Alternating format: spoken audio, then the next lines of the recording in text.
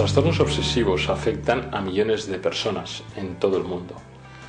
Este problema se caracteriza por la reiteración continua de una serie de pensamientos fijos que circulan una y otra vez por la mente de la persona afectada. A veces el grado de obsesión es tal que de forma automática la persona que lo padece recurre a conductas compulsivas y repetitivas como un remedio inconsciente de calmar la ansiedad producida. Muchas de las personas que padecen este problema tardan tiempo en comunicarlo a sus familiares o a un especialista porque creen que pueden acabar resolviéndolo por ellos mismos. Incluso han conseguido disimularlo adoptando una apariencia de normalidad cuando a lo mejor existe una especie de tortura interna de la que no se puede salir. Hay diferentes formas de tratamiento para estos trastornos, desde la farmacológica, en la que normalmente se administran antidepresivos, hasta la terapia cognitivo-conductual, que trata de crear pautas y mecanismos de autocontrol, así como de ir extinguiendo progresivamente la conducta compulsiva.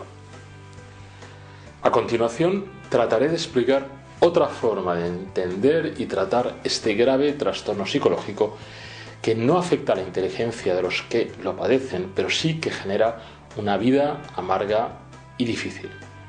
Vamos a ver qué se puede hacer para superarlo.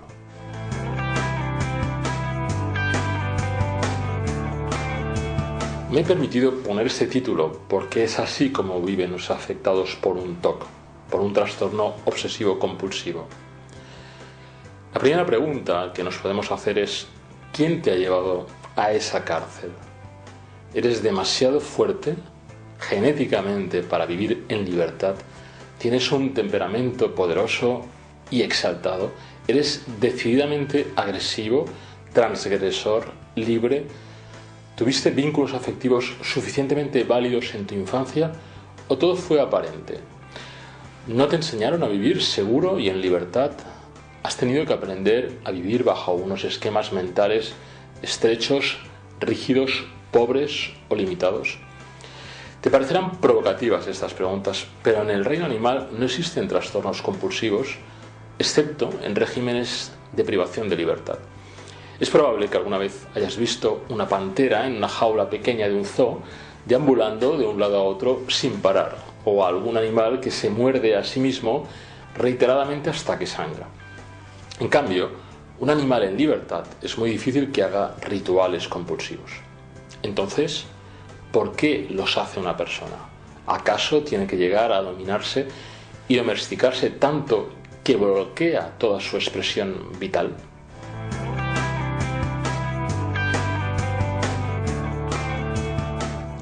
En mi experiencia profesional me he encontrado con algo que siempre me pareció sorprendente.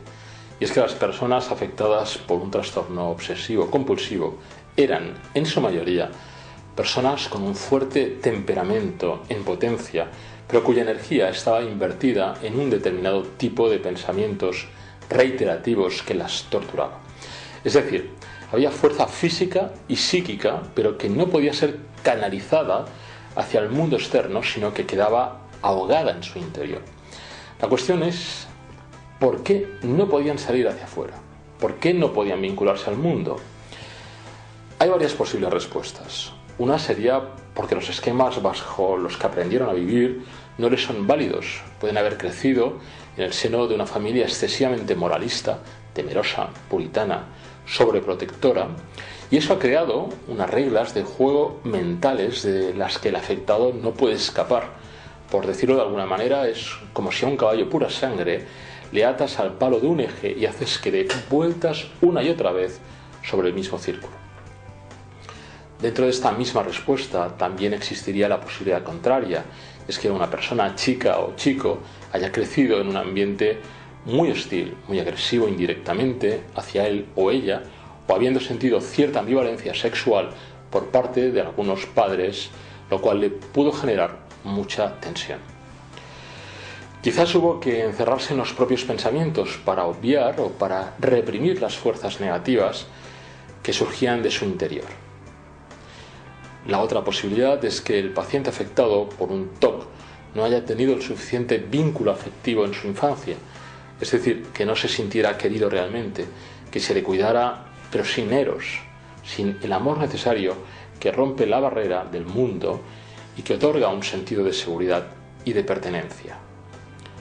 Y por último existe otro elemento que podría ser también un desencadenante y que de alguna manera está en relación con el primero que he citado, y es el hecho de nacer en una familia completamente pasiva y con rasgos autistas, aquellas donde no hay comunicación, no hay motivación, o a veces falta uno de los padres y en lugar de crecer de una forma dirigida y activa, al hijo o la hija se desarrolló como si se tratara de una planta.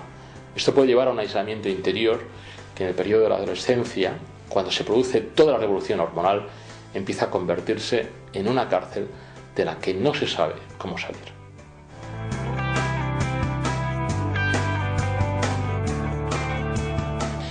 Hay dos cosas que tienes que hacer.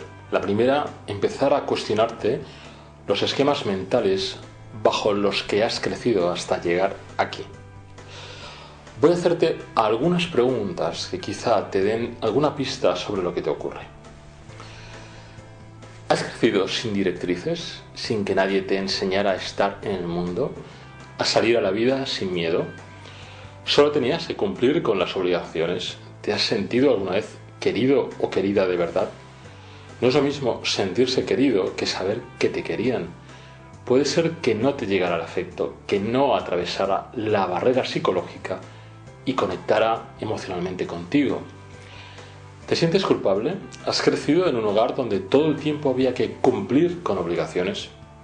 ¿Consideras que tus pensamientos sexuales o tus tendencias agresivas son incompatibles con una moral puritana? Quizás viviste en un ambiente muy rígido y pequeñas variaciones de la normalidad las has convertido mentalmente en transgresiones imperdonables. ¿Tienes terror a ser homosexual? ¿Por qué? ¿Qué pasaría si lo fueras? Es una orientación sexual normal y a la que pertenece aproximadamente un 10% de la población. Es posible que odies a alguien a quien supuestamente deberías de amar, por ejemplo, a tu padre o a tu madre.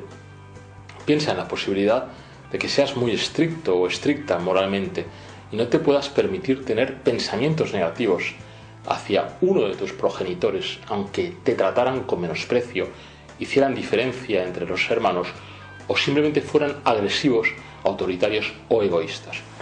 Un padre o una madre son sagrados cuando su comportamiento ha sido correcto. Cuando no lo ha sido, puedes respetarlos, pero no tienes por qué sentir amor hacia ellos. ¿Te sientes diferente a la gente de tu entorno? ¿Reflexionas más sobre problemas existenciales, sobre la esencia de la vida, sobre el más allá? ¿Has llegado a pensar que nadie tiene sentido? Pues a lo mejor resulta que vives exclusivamente de cuello para arriba y que no te comportas como un humano, sino como un ordenador.